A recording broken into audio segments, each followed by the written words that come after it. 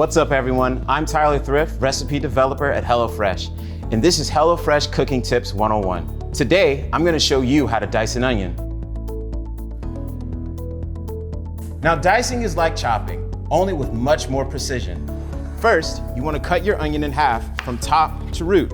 I'm using an OXO chef's knife, which has a soft handle and a comfortable grip that won't slip even when it's wet. Take 3 fingers, with 1 in front, 2 behind, slightly curled in, and place them on top of the onion half. Slice long ways with your knife facing the root, getting as close to the root as you can. With your knife tilted at about a 45-degree angle, you're gonna make 1 slice in the middle and another up top. Then, holding the onion in place, you're gonna slice it straight down, cutting all the way through. When you get to the base of the root, turn it and cut the remaining piece with an up and down motion. Now you have these precise, finely chopped pieces to work with. Thanks for watching. I hope this was helpful. If you're looking to brush up on more kitchen techniques, be sure to check out the rest of the videos from our HelloFresh Cooking Tips 101 series.